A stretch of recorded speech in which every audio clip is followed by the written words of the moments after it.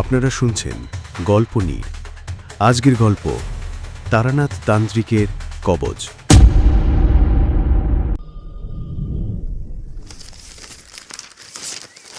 পৌঁছে দেখলাম তারানাথ বসে আছে তার ঘরের তক্তপোষের ওপর, সংবাদপত্র পড়ছে। তারানাথের কাছে এখন কোনো খদ্দের নেই। বেশ কিছুদিন তার ভয়ানক মন্দা চলছে। তারানাথ আপন মনে সংবাদপত্র পড়ছিলেন। আমি প্রবেশ করাতে উনি মুখ তুলে চাইলেন, তারপর হাসি মুখে বললেন, এই যে বিভূতি, খবর কি এখন এলে বড়? আর তোমার ওই দোসরটি কই? সে তো তোমার সঙ্গেই থাকে। আমি তারানাথের দিকে তেলে ভাজা ঠোঙা আর পাসিং শোর প্যাকেট এগিয়ে দিয়ে বললাম, এই নিন, এইগুলো আপনার জন্য। আর কিশোরীর কথা জানি না ঠাকুরমশাই, কিশোরী যে কখন কোথায় থাকে সেটা আপনি হয়তো বলতে পারেন নিজের তন্ত্রশক্তির দ্বারা। আপনার অজানা কিছুই নেই। আমি তুচ্ছ মানুষ, কিভাবে আগে থেকে জানবো বলুন? তাই আপনি যদি বলে দিতেন কিংবা তন্ত্রশক্তির দ্বারা তাকে আকর্ষণ করে নিয়ে আসতেন, তাহলে আড্ডাটা বেশ জমাটি হতো। আমার করা প্রহসনে তারানাথ আমল দিলেন না, বরং প্রতিক্রিয়া স্বরূপ মৃদু হাসলেন। আমার মনটাও কিশোরীর জন্য বেশ উন্মুখ হয়েছিল। যতই হোক, জানি কিশোরী তারানাথের সামনে বেফাস কথা বলে, কিন্তু সে তো আমাদের গল্পের নতুন খোরাকির জন্যই। আর তার সবচেয়ে বড় গুণটি হলো সে আড্ডার মজলিস জমিয়ে তুলতে পারে। তারানাথ মৃদু হেসে বলল, ওই এলো বলে কিশোরী। কি আশ্চর্য, তারানাথের কথা মিলে গেল। বৃষ্টি ভেজা পথের ওপরে জুতো শব্দ তুলে বলতে বলতে কিশোরী প্রবেশ করল। আমি হাঁ করে চেয়ে রইলাম তার পানে। তারানাথ হেসে বলল, এই যে কিশোরী অনেক দিন বাঁচবে, এই মাত্র তোমার কথাই হচ্ছিল যে। নাও, এইখানে বসো। আর এত দেরি হলো যে? ওই যে ঠাকুরমশাই, অদৃষ্ট অদৃষ্ট আমার আসার পথে বাঁধ সাধল। আজকের বাদলায় মনটা এইখানে টানছিল, তবে সবে মাত্র বাইরে বেরোবার উদ্যোগ করেছি আর বৃষ্টি শুরু হলো। তাই আমি বৃষ্টি ধরে আসা অবধি দাঁড়িয়েছিলাম, তারপর এলাম। তা আজকের দিনে একটা জমাটি গল্প হবে নাকি? হবে হবে, সব হবে। হাসি মুখে কথাটা বলল তারানাথ। তারপর তেলে ভাজা ঠোঙা থেকে একটা বেগুনি বের করে তৃপ্তি ভরে এক কামড় দিল। তারপরই চারিকে ডেকে বলে দিল চায়ের ফরমাস। কিন্তু যখন চারি বৈঠকখানায় ঢুকলো চায়ের সরঞ্জাম নিয়ে, তখন আমার প্রমাদ গুনবার পালা। দেখি শুধু চা নয়, গরম গরম পরোটার আলুর দম। আমার বিস্মিত মুখ দেখে তারানাথ শুধু এইটুকুই বলল, খাও খাও, এ আর এমন কিছুই নয়। আর বিভূতি, তোমার স্ত্রী এখন বাপের ভিটে পরিদর্শনে গেছে। এখন তোমাকে অভুক্ত রাখি কি করে? তোমাদের সাথে তো আমার খদ্দেরের সম্পর্ক নয়। তোমাদের বয়সে আমি দুটো মানুষের আহার গ্রহণ করার ক্ষমতা রাখতাম। আমি চিরকালের ভোজন রসিক মানুষ। রান্নার হাতটাও ছিল মন্দ নয়। এই হাতেই কত না নানান পদের রান্না করেছি, আর ওই রান্না খেয়ে অনেক মানুষ প্রশংসায় পঞ্চমুখ হয়েছে। অনেক ভয়ালো দর্শন কাপালিক সন্ন্যাসী আমার গুণেই মুগ্ধ হয়েছে। সে একটা দিন গেছে, ভাবলেই মনটা যেন কেমন হয়ে যায়। যাই হোক, খাওয়ার প্রসঙ্গে আমার মনে পড়ে যায় একটা কাহিনী। সেইবার খেয়েছিলাম জমিয়ে। জমিদার বাড়ির আয়োজন বলে কথা। ওইখানে যে কদিন ছিলাম, সেই কদিন তৃপ্তির সাথে অতিথি সেবা করেছিলেন। ঘটনাটা এখনকার নয়, আজ থেকে প্রায় 9-10 বছর আগের একটি সন্ধ্যার কাহিনী। যেই গ্রামের এই কাহিনী, সেই গ্রামে এখন ওই জমিদার বাড়িটা বহাল তবিয়তেই আছে, শুধু শরিকরা আর নেই। কিন্তু ইতিহাসের সাক্ষ্য বহন করে আছে ইট পাঁজরা বের হয়ে থাকা ওই জমিদার ভিটে। উফ, মস্ত সেই বাড়িখানা যে ওইভাবে বনজ আগাছায় ভর্তি হয়ে আছে, সেটা ভাবলেই মনটা খারাপ হয়ে যায়। যেইখানে আগে মানুষ গম গম করত, গিন্নি বান্নিদের কোলাহলে সমস্ত পরিবেশ মুখর হতো। কই যে তারা গেল সে কেবল মহাকালী জানেন। কিছুই নিত্য নয়, সব কিছুই নশ্বর। আজ যা আছে কাল তা নেই। কোন জমিদার বাড়িখানা ঠাকুরমশাই? আর গ্রামের নামটাই বা কি শুনি? ঠাকুরমশাই একটু হাসলেন, বললেন, আগে বরং খাদ্যগুলোর সৎ ব্যবহার করো দেখি, তারপর না হয় শুনবে সে কথা। আমরা কথা না বাড়িয়ে গরম গরম পরোটা আলুর দম তৃপ্তি ভরে খেয়ে নিলাম। খাওয়ার পর ঠাকুরমশাই একটা পাসিংশো ধরিয়ে তৃপ্তি সহকারে টান দিলেন। তারপর এক বুক ধোঁয়া ছেড়ে বলতে শুরু করলেন, গ্রামের নাম কুলডিহি। গ্রামখানা অতি চমৎকার, প্রাকৃতিক ঔরসে যেন পূর্ণ ওই ভূমি।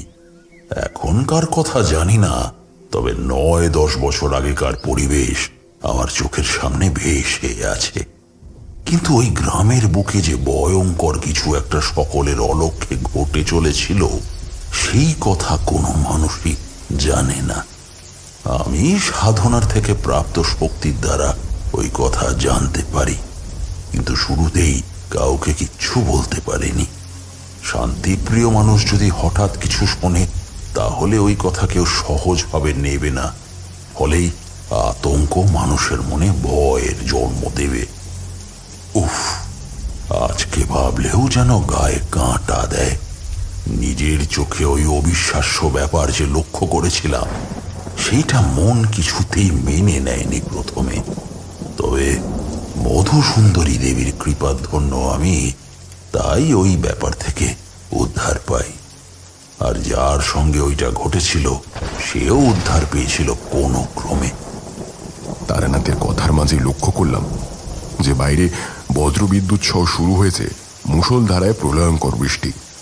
তারানাথ অবিলম্বে কথা শেষ করে তক্তপোষ থেকে উঠে গিয়ে জানলা আর দরজার কপাটগুলো বন্ধ করে দিলেন। তারপর আবার এসে বসলেন। আমি বললাম, তাহলে দেরি কেন ঠাকুরমশাই? এই বৃষ্টিমুখর সন্ধ্যায় একেবারে জমে যাবে। তারানাথ শুরু করল, যেই সময়ের কথা বলছি, মাসটা ভাদ্রের কাছাকাছি। মঠ লেনেই আছি।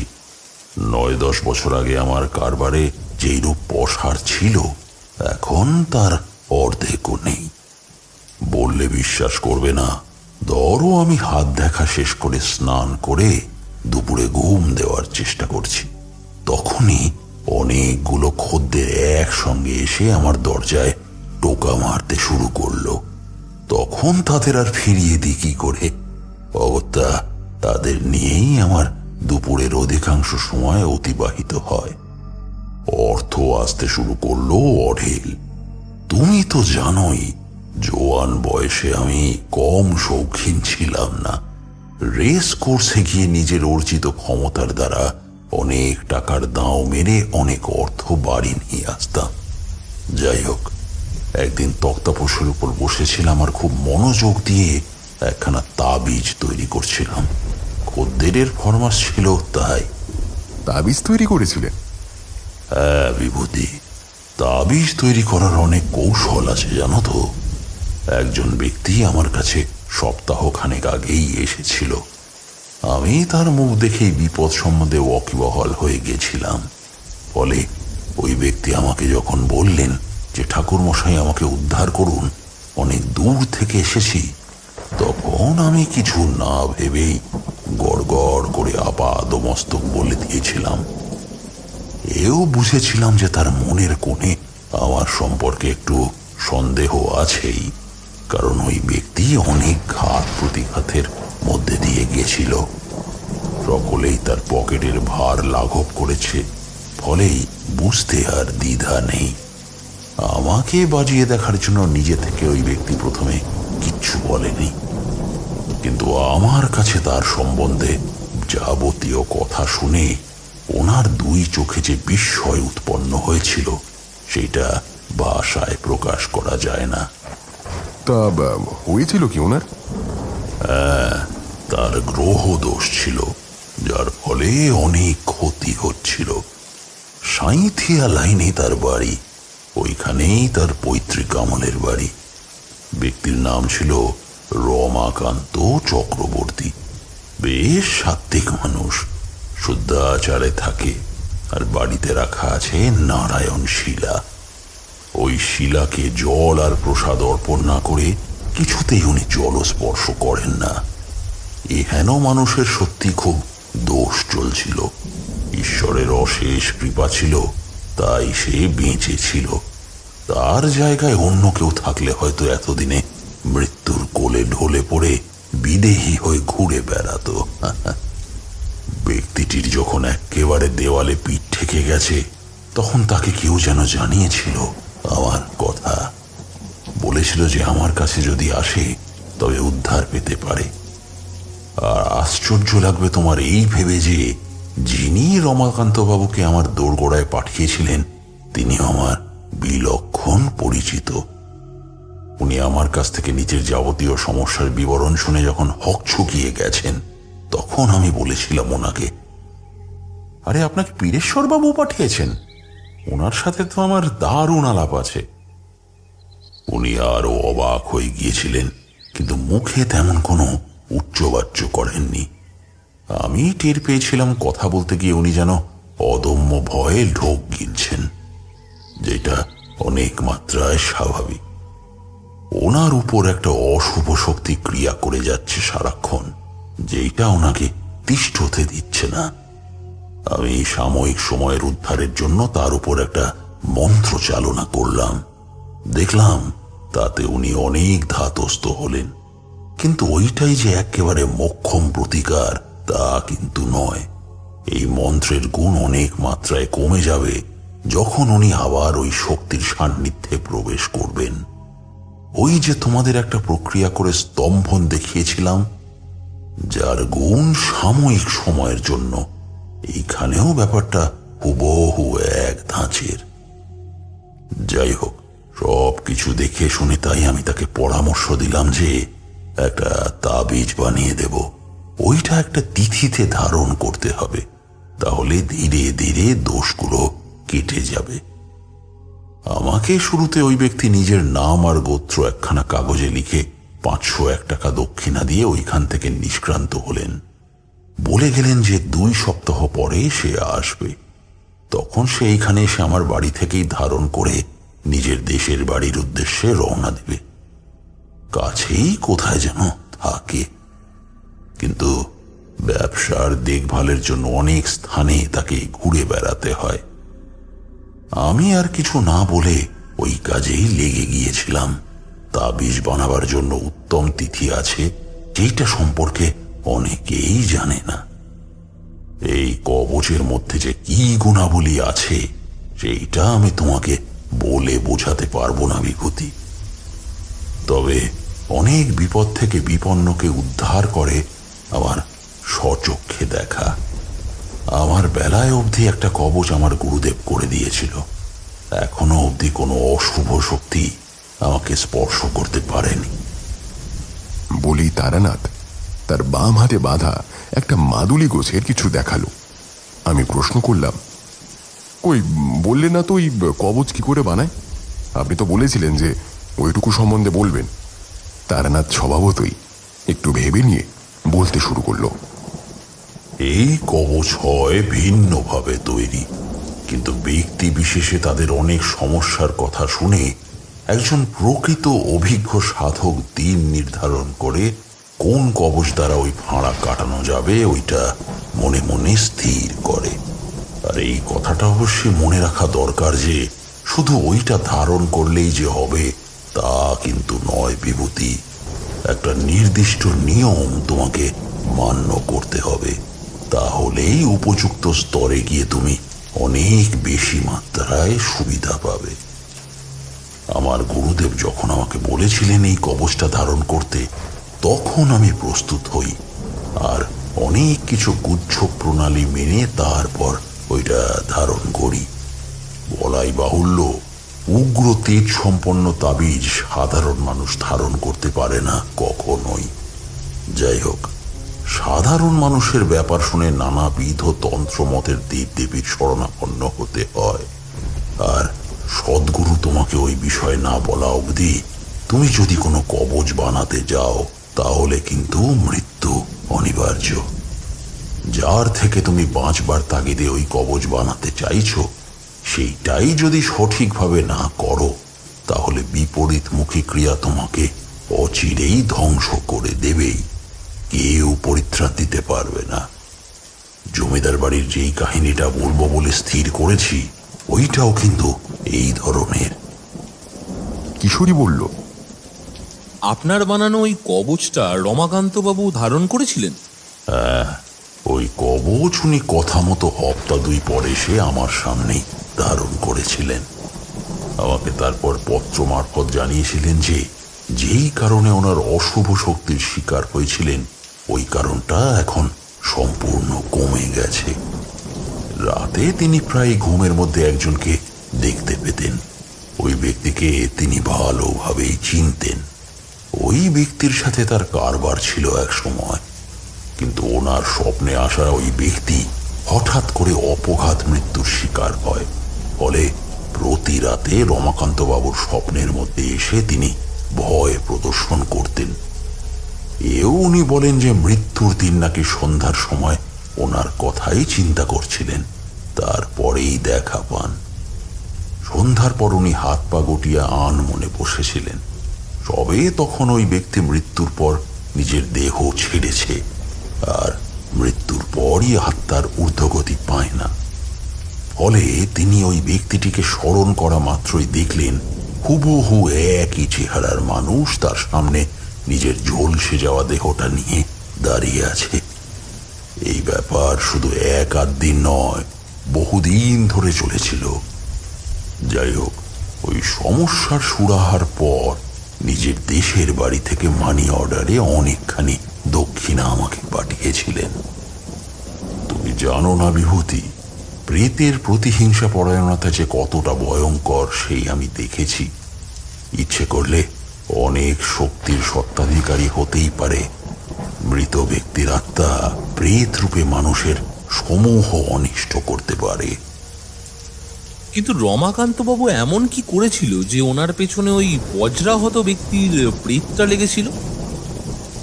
উভয়ে একই সঙ্গে কারবার করত। ফলেই একজনের মৃত্যু হলেও তার মনে রমাকান্ত বাবুর অনিষ্ট করার ইচ্ছেটা প্রবল মাত্রায় বেড়ে ওঠে। এই জন্যই প্রতিনিয়ত রমাকান্ত বাবু একাকী নিজেকে কেমন যেন অসহায় মনে করতেন। আমার কাছে আশাই ছিল তারই জন্য। তবে ওই প্রেতকে আমি ঠেকিয়ে রাখতে পেরেছিলাম, কারণ সদ্য মৃত মানুষের আত্মা অতখানি শক্তি সম্পন্ন হয় না। কিন্তু এর চাইতেও একটা ভয়ঙ্কর ঘটনার সম্মুখীন হতে হয়েছিল। আমার জীবনের অনেকখানি বছর তখন কেটে গেছে বলা যেতে পারে। মাতু পাগলির কাছে ওই ব্যাপার মিটে যাওয়ার পর এই কাণ্ডখানা হয়।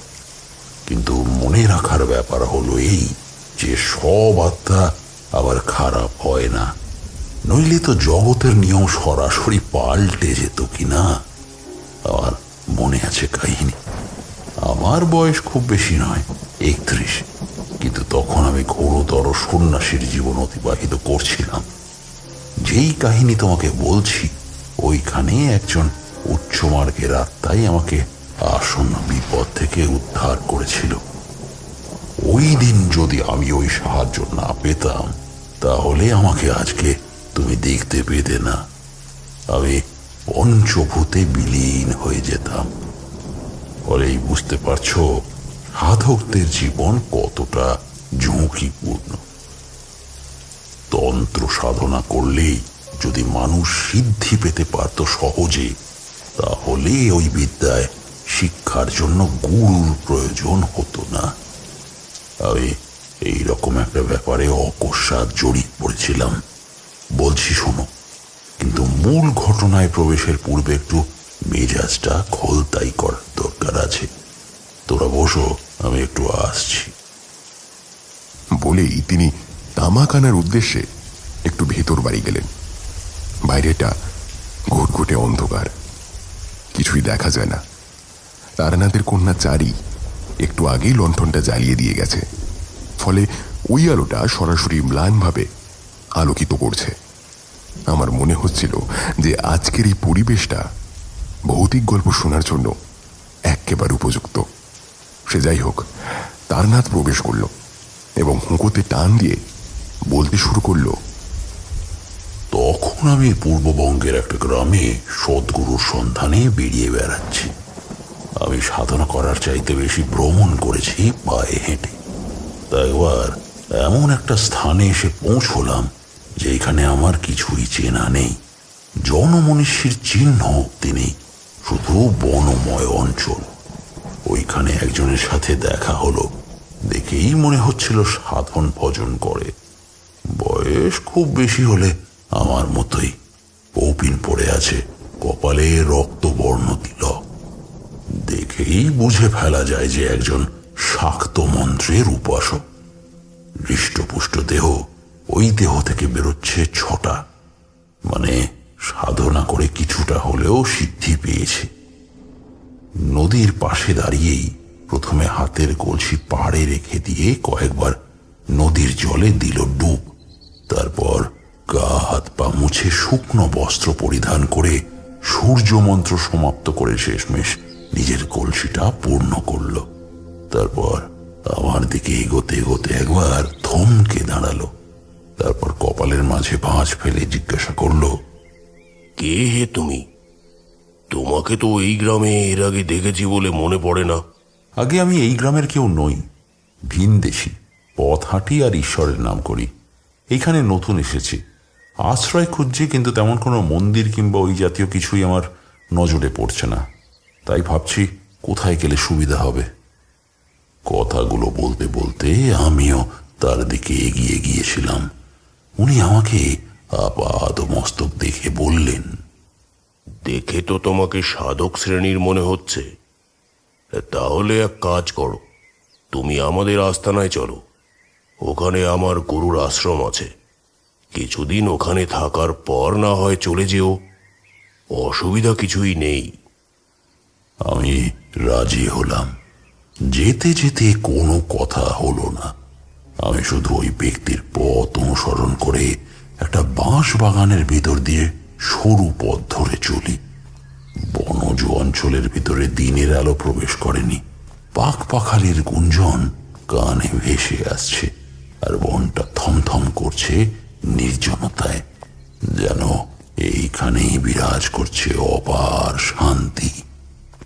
দুর্ভেদ্য অরণ্য ভেদ করে দেখি যে হ্যাঁ, ভিতরে তালপাতার একটা ছাউনি মতো, আর জনা পাঁচেক সাধকেরা একসঙ্গে একটা মূর্তির সামনে শতরঞ্চি পেতে বসে সাধন ভজন করছে। আর ওই মূর্তির সামনে ধূপ দ্বীপ জ্বালানো। মূর্তিটা শ্বেত শুভ্র বর্ণের। মূর্তিটা একজন বয়োজ্যেষ্ঠ সাধুর। বসার ভঙ্গি দেখেই মনে হয় এককালে অনেক উচ্চকোটির সাধক ছিলেন। আর খুব যদি ভুল না হয় তাহলে এইটাই হচ্ছে ওই সাধুর সমাধিস্থল। সেইখানে ওই সাধুর অনুগামীরা এমন একখানা মূর্তি স্থাপন করেছে। আমি একেবারে শেষের সারির দিকে বসে রইলাম, কারণ তখন প্রধান অনুগামী যে আছে সে আরতি করছে। আরতি শেষ হতে হতে প্রায় 1 ঘন্টা অতিবাহিত হলো। আমার ভালোই লাগছিল, মনটা পবিত্রতায় পূর্ণ হয়ে উঠেছিল। কিন্তু আজকে ভাবি, যদি এইখানে না আসতাম তাহলে কি বিপদটাই না আমার জীবনে উপস্থিত হতো। যাই হোক, ক্রমেই ওইখানে থাকতে থাকতে আমি জানতে পারলাম যে এইখানে যেই সাধুকে উপাস্য বলে এরা মনে করে, সেই সাধু মৃত্যুর পর অবধি এইখানেই ভক্তদের মাঝে সূক্ষ্ম অবস্থায় বিরাজ করছে। সন্ধ্যার দিকে এক প্রকারের ধ্যান হতো, যেইটায় সাধক মাত্রই অংশগ্রহণ করতে হতো। একদিন আমি বসে বসে ওদের ক্রিয়া দেখছি। ওই প্রধান উপাসকটি আমাকে বলল, তারানাথ, তুমি আমাদের সঙ্গে ধ্যানে বসে পড়ো, কোনো ভয় নেই। গুরুদেব সকলের প্রতি সদা সহায়। উনি ধ্যানের মাধ্যমেই সাধকদের আধ্যাত্মিক প্রগতি বৃদ্ধি করতে সাহায্য করেন। তুমিও অংশগ্রহণ করো। আমি কথা মতো ওই কাজ করলাম। সকলে গোল হয়ে ওই মূর্তিকে ঘিরে নিজের নিজের মতো ধ্যানে উপনীত হলাম। যদি তুমি আধ্যাত্মিক জগতের লোক হতে বিভূতি, তাহলে অনুভব করতে পারতে। যেই অনুভূতি আমার হয়েছে সেইটা আমি তোমাকে এক কথায় বোঝাতে পারবো না।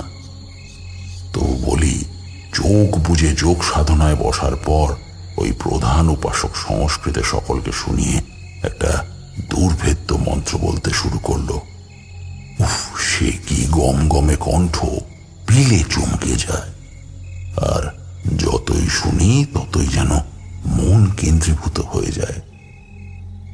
কিছুক্ষণ পর সকলেই ওই একই মন্ত্র উচ্চারণ করতে থাকে। মন্ত্রের শক্তির একটা জোর আছে। আমিও শুনে শুনে ওই মন্ত্রটি কণ্ঠস্থ করে ফেলেছিলাম। তাই সঠিক উচ্চারণ করার সাথে সাথেই আমার মনে হতো যে আমার দেহের ভিতর যেন অনেক শক্তি ধমনী দিয়ে বইতে শুরু করেছে। বেশ কিছুদিন এইভাবেই কেটে গেল, কিন্তু এক স্থানে একজন সাধক কি থাকতে পারে? নিয়ম সেইটা নয়। আমার মন পুনরায় বাইরে যাওয়ার জন্য উকি ঝুঁকি মারতে শুরু করেছিল। আমি তাই একদিন সন্ধ্যার সময় ওই প্রধান উপাসককে বললাম, আমাকে যে এইবার ছেড়ে দিতে হবে। এক স্থানে যে আমার বেশি দিন থাকতে নেই। আমি পথিক মাত্র। আপনার সঙ্গ অনেক ভালো লাগলো, এইবার আমাকে বিদায় দিন। প্রধান উপাসক এক মনে একটা বৈদিক মন্ত্রের বই লণ্ঠনের আলোতে পড়ছিল। আমার কথা শুনে তিনি বইয়ের পাতাটা বন্ধ করে দিয়ে পূর্ণ দৃষ্টিতে আমার দিকে সজাগ হয়ে চাইলেন। তারপর আমাকে বললেন, তারানাথ, তুমি চলে যাচ্ছ, সে তুমি যেতেই পারো, কিন্তু এইটা রাখো, বিপদে পড়লে কাজে লাগবে এটা। সাধকদের জীবনে তো কতই না বিপদ আসে, তাই বললাম আর কি। আর এখন আমার সাথে এসো। বলেই ওই প্রধান উপাসক আমাকে অন্ধকারের মধ্যে নিয়ে গেলেন তাদের গুরুর সমাধির কাছে। বললেন, এখানে একটা ধূপ জ্বালিয়ে নিজের ইচ্ছের কথা বলে যাও। আমাদের গুরু বড়ই জাগ্রত। বেঁচে থাকাকালীন হেন কোনো মানুষ নেই যার জন্য তিনি সাহায্য করেননি। আমরা ওনার শিষ্যত্ব গ্রহণ করে ওনার সেবায় নিয়োজিত আজ প্রায় 20 বছর। অনেক অলৌকিক কাণ্ড হতে দেখেছি, তাই তোমাকে বললাম। হাঁটু মুড়ে বসে থাকা ওই মূর্তিটার কোলের উপর রাখা ছিল একটা জবা ফুল। গলায় অবধি পড়েছিলেন জবার মালা। আমি তাকে প্রণাম করে তারপর ওনার পায়ের কাছে একটা ধূপ জ্বালিয়ে নিজের মনের ইচ্ছের কথা বললাম। আর বললে বিশ্বাস করবে না বিভূতি, ওনার প্রধান উপাসক ওনার থেকে কিছুটা তফাৎ বজায় রেখে দাঁড়িয়েছিলেন। আমিও প্রায় কিছুটা তফাৎ বজায় রেখে দাঁড়িয়ে নিজের কাজ করছিলাম। যে মন্ত্র এইখানে নিত্য পাঠ হয় ওই মন্ত্রই আমি আওড়াচ্ছি। এমন সময় বাতাস নেই, কিছু নেই, টুপ করে গুরুদেবের কোলে রাখা জবা ফুলখানি পড়ে গেল আমার সামনে। দৃশ্যটা ওই উপাসক দেখেছিলেন। উনি মৃদু হেসে বলেন, তারানাথ, আমাদের গুরুদেব তোমার উপরে তুষ্ট হয়েছেন, ফলে তিনি তার একটা ইঙ্গিত দিয়েছেন। এবার তুমি নিশ্চিন্ত হয়ে এখান থেকে যেতে পারো, কোনো অসুবিধা নেই। উনি তোমাকে সমস্ত বিপদ থেকে উদ্ধার করবেন। আমি কিছু না বলে ওই দিনের মতো রাতে আশ্রয় নিয়ে পরদিন কাক ভোরেই ওই স্থান পরিত্যাগ করলাম। এরপর ওইখান থেকে অবিশ্রান্ত হেঁটে একটা ছোট্ট গ্রামের দিকে পৌঁছলাম। প্রথমেই নজরে পড়ল একটা দানি জমি। ওইখানে কৃষকরা একে একে ধান কাটছে, কাজেই কোথাও যেন একটা মন্দিরে ভোগ বিতরণ হচ্ছিল। আমি খবর পেয়ে ওইখানে গিয়ে গোবিন্দভোগ চালের খিচুড়ি খেয়ে নিবিষ্ট মনে বসে আছি মন্দিরের দিকে। ভিড়ের মধ্যে থেকে একজন সুশ্রী পোশাক পরিহিত ব্যক্তি আমার কাছে এসে প্রণাম করল। আমাকে বলল, আপনি তারানাথ তান্ত্রিক, তাই না? আমি একটু অবাক হলাম এই ভেবে যে এইখানে এসেছি প্রথমবার, তবে এই ব্যক্তি আমাকে শনাক্ত করলো কি করে? সত্যি বলতে কি জানোই তো, আমি কোনোদিনই সাধুদের মতো বরং করা পোশাক পরে কাউকে চমকে দিইনি। সাধারণ মানুষ যেমন পোশাক পরে ওই জাতীয় পোশাক পরে থাকি, কিন্তু আমার মধ্যে দুইটি আলাদা বৈশিষ্ট্য হলো এই যে আমার গলায় ঝুলে থাকা একটা রুদ্রাক্ষের মালা, আর সেই সাথেই কপালে তিলক। এই দুই জিনিস আমাকে বুঝি ওই ব্যক্তির চোখে স্বতন্ত্র হতে সাহায্য করেছে। যাই হোক, আমি উত্তর দিয়ে বললাম, হ্যাঁ, আমি তারানাথ। আপনি বুঝি এই গ্রামের জমিদার? তবে আপনার ছেলেকে নিয়ে দুশ্চিন্তায় ভোগার কোনো কারণ নেই। আমি এসেছি যখন, তখন আপনি নিশ্চিন্ত মনে থাকুন। যেই মাত্র উনি আমার মুখ থেকে ওই কথাগুলো শুনলেন, ওনার দুই চোখের কোণ ছাপিয়ে গড়িয়ে পড়ল অশ্রুধারা। উনি আমাকে পুনরায় প্রণাম করে বললেন, ঠাকুর মশাই, আমি এতদিন আপনার সন্ধানেই ছিলাম।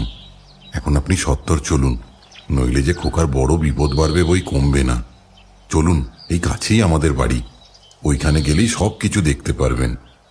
এই এই কি আছিস রে? এই পালকিটা তাড়াতাড়ি নিয়ে আয়, নিয়ে আয়। বলার সাথে সাথেই 4 বেহারার পালকি নিয়ে 4 জন উপস্থিত।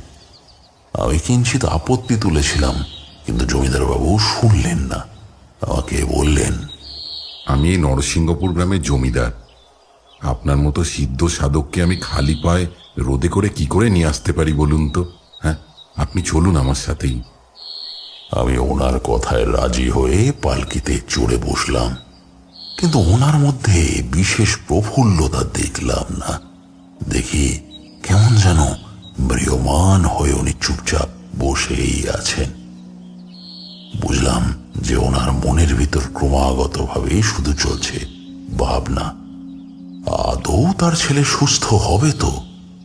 আমরা একদিকে যাচ্ছি আর বাইরে বেহারার হাঁক শুনতে পাচ্ছি। দিনের ম্লান আলোর ছটা সর্বত্র ছড়িয়ে। অনেকক্ষণ অবধি আমরা এইভাবেই যাত্রা করলাম। তারপর যখন দেউড়ি পেরিয়ে ভিতর বাড়িতে প্রবেশ করলাম, তখন শুনলাম কান্নার শব্দ। পালকি থেকে বেরিয়ে জমিদার বাবু আমাকে সঙ্গে নিয়ে সিঁড়ি দিয়ে দোতলায় উঠে উপরের দিকে গেলেন। যেই ঘরের দিকে তিনি আমাকে নিয়ে যাচ্ছিলেন, ওইখান থেকে ভেসে আসছিল মেইলি কান্নার ধ্বনি। আমি জমিদার বাবুর বাড়ির ওইখানে গিয়ে দেখি যে অন্ধকারাচ্ছন্ন একটা ঘরের ভিতর একজন নাবালক ছেলে চুপচাপ চিত হয়ে শুয়ে আছে। তার মাথায় করুণার বশবর্তী হয়ে তার মা হাত বোলাচ্ছেন। আমি তাকে উদ্দেশ্য করে প্রণাম করলাম। জমিদার বাবু ধরা গলায় গিন্নিকে শুধালেন, ছেলের শারীরিক অবস্থা কেমন গো গিন্নি? হ্যাঁ, ওষুধ দিয়েছ? জ্ঞান ফিরেছে ওর? এই দেখো, কাকে সঙ্গে করে নিয়ে এসেছি। ইনি তারানাথ তান্ত্রিক। জমিদার গিনি আঁচল চেপে আমার দিকে তাকিয়ে ছেলের দুঃখে কান্নায় ফেটে পড়লেন যেন। আমাকে বললেন, আপনি তারানাথ তান্ত্রিক বুঝি? এই আপনার দুটো পায়ে পড়ি, আপনি দয়া করে আমার ছেলেটাকে বিপদ থেকে মুক্ত করুন। আপনার যা দরকার সবটুকুনি দেব, দয়া করুন না আমার উপর। আমার এই ছেলে অমরেশ ছাড়া আর কেউ নেই যে আমার। তার কিছু হলে নিজেকে কি করে সান্ত্বনা দেব আমি? আপনি দয়া করে কিছু করুন না। আপনি দয়া করে আমার কথা শুনে একটু নিজেকে শান্ত করুন। কিচ্ছু হাতের বাইরে এখনো বেরিয়ে যায়নি। ইষ্টকে স্মরণ করুন, উনি পরম করুণাময়। উনি কৃপা করলে আপনার ছেলে ঠিক হয়ে যাবে। আপনি তাহলে পারবেন আমার খোকাকে সুস্থ করে দিতে? ও যে কাল রাত থেকে কথাই বলছে না, এমন অচেতন ভাবেই পড়ে থাকে, কথাই বলে না। যদিও বলে তাও কথাগুলো অসংলগ্ন। আমার অমরেশকে আমি চিনতে পারছি না ঠাকুর মশাই। ওর এমন হাবভাবের কারণ কি বলুন দেখি? আমি তখন ওই ছেলের মাথার পাশে বসেছি, কিন্তু ওর পাশে বসতেই আমার মধ্যে একটা অনুভূতি খেলে গেল। আমি বসতেই মনে হলো কেউ যেন ওইখানে আগে থেকে বসেছিল। আমি যেন তার উপর বসে পড়েছি। পরক্ষণেই আবার বসার চেষ্টা করলাম, দেখি সব কিছু স্বাভাবিক। যাই হোক, ওইভাবেই আমি বসেছি আর মনে মনে মাতু পাগলিকে স্মরণ করছি। অবাক হয়ে শুধালাম, শেষমেশ মাতু পাগলি? ও যে আপনাকে বলেছিল যে তার দেখা আপনি আর চাইলেও পাবেন না, তাহলে? তারানাথ কপালের মাঝখানে আঙুল রেখে বলল, এমন অনেক সময় আসে যেই সময় আমাকে মাতু পাগলির শরণাপন্ন হতেই হয়। উনি আমাকে অনেক কিছু বলে দেন।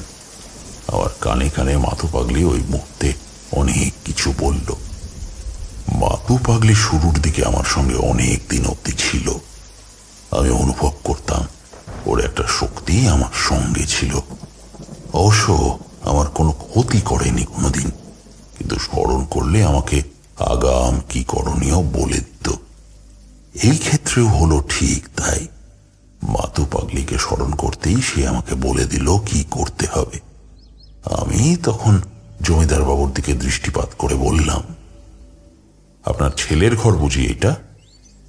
উনি প্রত্যুত্তরে শুধু ঘাড় নাড়লেন। আমি বললাম, ঠিক আছে, আমাকে আজকের দিনটা এইখানে থাকতে হবে। এইখানে আপনার ছেলের কি হচ্ছে দেখার পর আমি সিদ্ধান্ত নেব। আমি থাকলে কোনো অসুবিধা নেই তো? উনি সব্যস্ত হয়ে বললেন, না না না ঠাকুর মশাই, আমার ছেলে যদি আরোগ্য লাভ করে তাহলে তো আমার কোনো অসুবিধাই নেই। একদিন কেন, আপনার যত দিন ইচ্ছা এখানে বহাল তবিয়তে থাকুন। কে বারণ করেছে আপনাকে? যত্নের কোনো ত্রুটি হবে না। জমিদার বাবু, আপনি ভুল করছেন। আপনার ছেলে কিন্তু সুস্থ। আমার মনে হয় ব্যাপারটা অন্য দিক দিয়ে বিচার করা দরকার। কারণ আপনি বলছেন যে আপনি অনেক ডাক্তার বদ্যি দেখিয়েছেন। বড় বড় বদ্যি যখন সম্পূর্ণ ব্যাপারখানা ধরতে পারেনি, তখন আপনিই বলুন এই ক্ষেত্রে অন্য কি করণীয়। যাই হোক, আজকের রাতটা আমাকে আপনার বাড়িতেই এবং সর্বোপরি আপনার ছেলের কক্ষে থাকতে হবে। সামনাসামনি যদি আমি কিছু দেখতে না পাই, তাহলে বিপদের গভীরতা সম্পর্কে ওয়াকিবহাল হতে পারবো না। তখনকার মতো কথা শেষ হলো। জমিদারের চাকর আমাকে আমার থাকার স্থান দেখিয়ে এক ছিলিম তামাক সেজে ওইখান থেকে নিষ্ক্রান্ত হলেন। আমিও আমার মতো বসে বাইরের দিকে তাকিয়ে এক মনে চুপচাপ চেয়ে রইলাম। জানলার বাইরে গলাদের ফাঁক দিয়ে বাতাস বয়ে আসছিল। এই বয়ে আসা বাতাসের ঝাপটা গায়ে লাগার সঙ্গে সঙ্গেই নদীর ওই কুলকুল শব্দ আমাকে বড়ই তৃপ্তি দিচ্ছিল। দূরে দাঁড়িয়ে থাকা গাছগুলোর ফাঁক দিয়ে অনেক কিছুই প্রায় দেখা যায়। অগণিত মানুষ চলে যাচ্ছে। এত সুন্দর নরসিংহপুর গ্রাম, কিন্তু এই কি বিপত্তি এখানে উপস্থিত হলো ভেবেই মনটা নিমেষে খারাপ হয়ে যেতে শুরু করলো। এমনটা প্রত্যাশার বাইরে। ক্রমেই সন্ধ্যার বাতি জ্বলতে শুরু করলো জমিদার বাড়ির চৌহদ্দির মধ্যে। সন্ধ্যের দিকে জমিদারবাবু একবার আমাকে বলে গেলেন, ঠাকুর মশাই, কোনো অসুবিধা হচ্ছে না তো? আর খোকা ভালো হয়ে যাবে তো? নিশ্চয়ই হবে জমিদারবাবু। কেন, কুমার এখনো ওঠেনি ঘুম থেকে? ওইভাবেই কি আচ্ছন্নের মতো পড়ে আছে? হ্যাঁ ঠাকুর মশাই, কোনো সারা শব্দ নেই। কি যে হবে, আর ধৈর্যের বাঁধ আমি আর ধরে রাখতে পারছি না। যদি ভালো মন্দ কিছু হয়ে যায়, কে আমার কুমারের ক্ষতি করে দিতে পারে বলুন তো? কুমার অমরেশ যে কিভাবে ওই অপশক্তির কবলে চলে গেল, ওই সাধুটা আসার পর থেকেই এমন উপদ্রব শুরু হলো। সাধু মানে? কে এসেছিল? কই, এই কথাটা তো বলেননি। জমিদারবাবু একটু ইতস্তত বোধ করলেন আর আমাকে বললেন, আসলে তেমন কোনো প্রয়োজন বোধ করিনি। আমাদের বাড়িতে মাস দেড়েক আগে একজন সাধু এসেছিলেন। আমার স্ত্রীর বাপের বাড়ির কাছেই তিনি থাকেন। স্ত্রীর মুখে শুনেছিলাম অনেক গুণী সাধু উনি। তাই উনি যখন আমাদের বাড়িতে এলেন, তখন শুরুতেই আমার ছেলের দিকে চোখ গেল। ওই চাহনি কিন্তু আমার ভালো লাগেনি। যাওয়ার আগের দিন রাতে পিছনের একটা যজ্ঞ ধরন করে উনি কি যে একটা কারণ খাড়া করে আমার ছেলের বাম হাতে একখানা কবচ ধারণ করার কথা বলেছিলেন। ওইটা তিনি তাকে ধারণ করিয়েছিলেন। তারপর আমার এইখান থেকে খান কতক টাকা নিয়ে চলে যান। আর দেখতে দেখতে আমার ছেলের এমন দুর্গতি। আমি প্রথম দিকে আমার মনের সন্দেহের কথা যখন স্ত্রীকে বলেছিলাম, সে কিন্তু কানেই তোলেনি। উপরন্তু বলেছিল যে উনি একদম সিদ্ধ সাধক, ওনার সম্পর্কে যেন ওই কথা আমি না বলি। এই নিয়ে আমাদের মধ্যে বেশ একটোর দাম্পত্য কলহ বেঁধে গিয়েছিল। ওই কবচটা কই? এখন সেইটা ধারণ করে আছে ঠাকুরমশাই। আচ্ছা চলুন, তাহলে যেইখানে যজ্ঞটা হয়েছিল ওই স্থানে আমাকে একটিবারের জন্য নিয়ে চলুন। হরি, ও হরি, কই তুই? একবার এদিকে শোন তো। হরি নামের লোকটিকে দেখেই অনুমান করা যায় সেই বাড়ির কাজের লোক। হরি, আমি আর জমিদার বাবু ওই স্থানে গেলাম যেইখানে ওই সাধুটি যজ্ঞ করেছে। গিয়ে দেখি যে ঝোপঝাড় সম্পূর্ণ নিরেট অন্ধকারপূর্ণ ওই স্থান।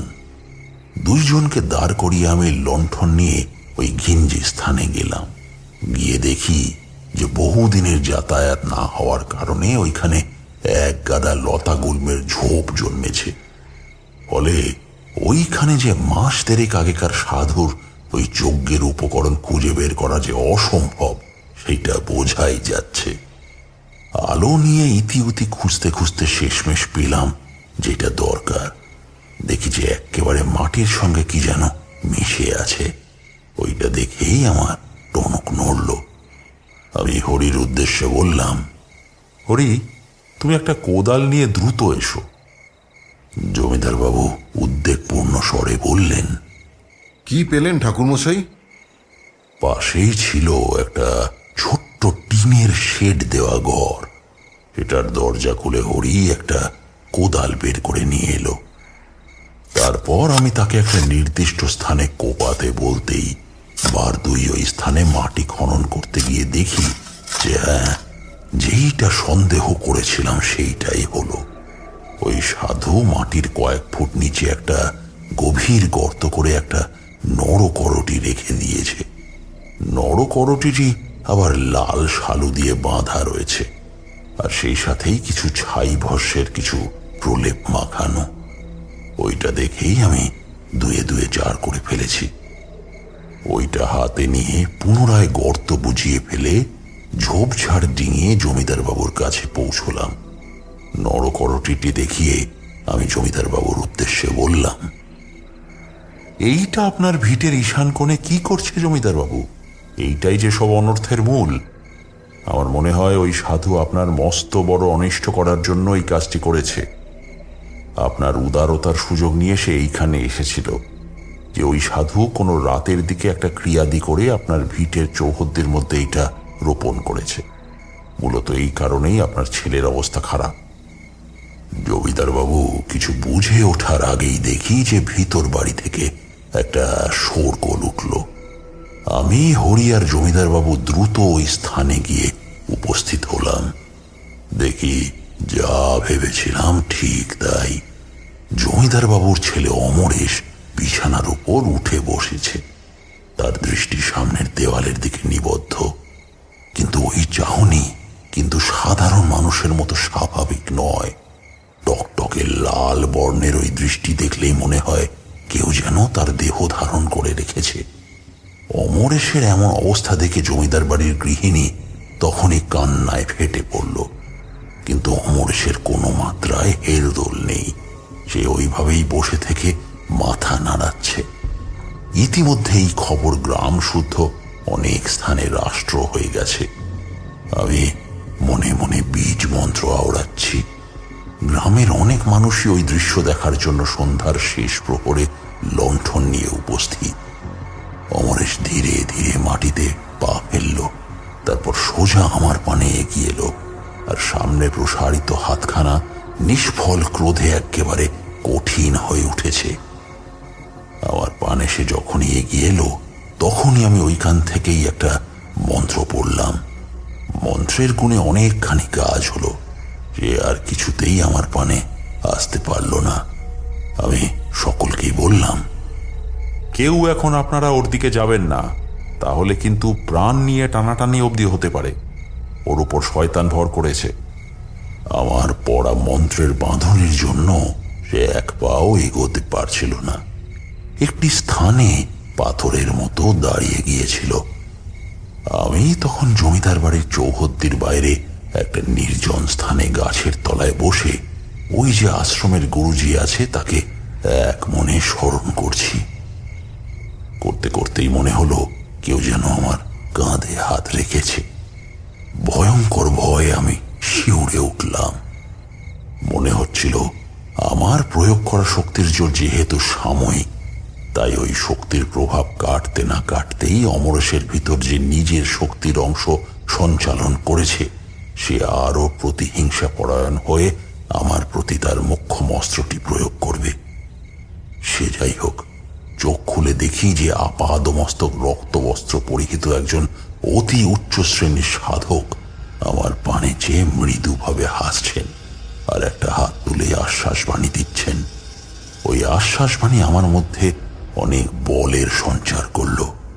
আমি বুঝলাম যে আমি চেষ্টা করলেই ওই অপশক্তিকে দমন করতে পারি।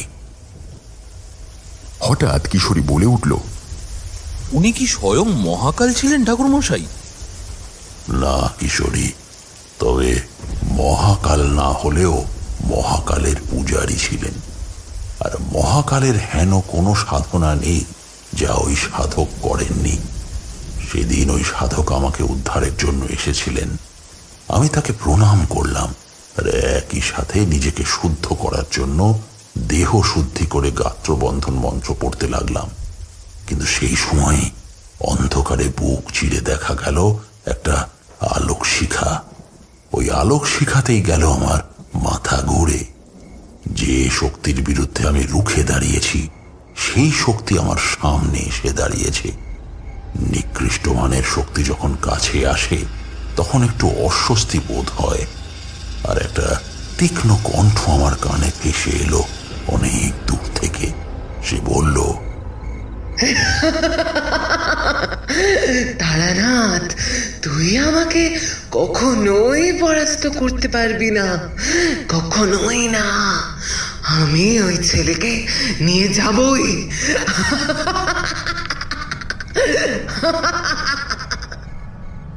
ঠাকুরমশাই, আপনার প্রতিপক্ষে যে সাধুটি কাজ করছিলেন তিনি কি ধরনের শক্তির উপাসনা করতেন কিছু বুঝতে পারছিলেন? হ্যাঁ বিভূতি, তুমি তো জানোই আমার জীবনের অনেকটাই কেটেছে সাধু সঙ্গ করে। ফলে আমার কাছে কোনো শক্তি অজ্ঞাত নয়। ওই সাধু যে দেবীর উপাসনা করছিল তাকে দেবী না বলে উপদেবী বলাই শ্রেয়। অসভ্য জাতিদের মধ্যে পূজিত হয় ওই দেবী। তন্ত্রের অনেক গুচ্ছ প্রণালী আছে। বর্ণনা দিলে দাঁড়ায় দেবীর গাত্রবর্ণ সবুজ, সর্বাঙ্গে রক্তের লেপন, 4 হাতের মধ্যে সব ধরা, আর পায়ের নিচে রাশি রাশি নরকরটি। কপালের মাঝখানে একখানা চোখ আর ঠোঁটের 2 পাশ দিয়ে বেরিয়ে 2টি সদন্ত। ওই দেবী বড়ই ভয়ঙ্কর। সাধারণত ওই দেবীর উপাসনা একা করাই যায় না। বিন্দুমাত্র যদি ত্রুটি হয় তখন কিন্তু সাধকের নিশ্চিত মৃত্যুপ্রাপ্তি। তবে একেবারে যে মেরেই ফেলে দেবে এমন নয়। দিনের পর দিন ওই সাধক অনিয়ম করলে সে ধীরে ধীরে নিজের মধ্যে ভারসাম্য হারিয়ে ফেলে। সে দেখতে পায় একটি রূপসী মোহময়ী নারী এসে তাকে আলিঙ্গন করছে, তার শরীরের সমস্ত প্রাণ শক্তি শুষে নিচ্ছে। আর ওই মেয়েটির বদান্যতার ফলেই ওই সাধক নিজের গলায় শানিত খাড়ার কোপ বসিয়ে দেবীর কাছে নিজেকে উৎসর্গ করে। দেবীর নাম কি ঠাকুরমশাই? দেবী রক্তবর্ণা। দেবী রক্তবর্ণা? কই, এমন নাম শুনিনি তো ঠাকুরমশাই। এই দেবী তন্ত্রমতের পূজিত দেবী নাকি? একদম কিশোরী। যাই হোক, শোনো তারপর। আমার সাধনা চলাকালীন যখন ওই দেবী আমার সামনে উপস্থিত হলেন তখন আমার মনের মধ্যে এক প্রকারের ভীতির উদয় হচ্ছিল। আমি ওই গুরুদেবের দেখানো পথ অবলম্বন করতে খড়কুটো নিয়ে প্রজ্বলন করে ওইখানেই শুরু করলাম অপশক্তি বিতাড়ন ক্রিয়া।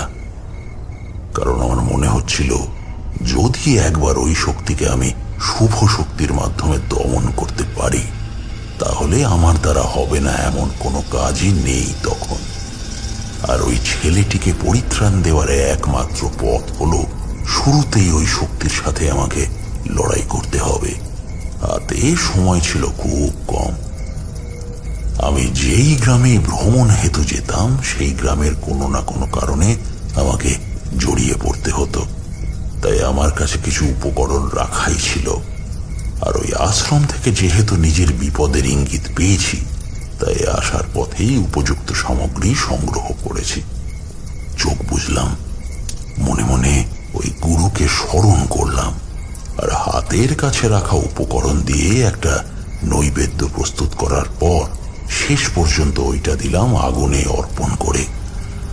দেওয়ার সাথে সাথেই দেখলাম অবাক হয়ে ওই সমগ্র জমিদার বাড়ি থেকে অনেকখানি কালো ধোঁয়ার কুণ্ডলী বেরিয়ে আকাশপথে কই যেন চলে গেল।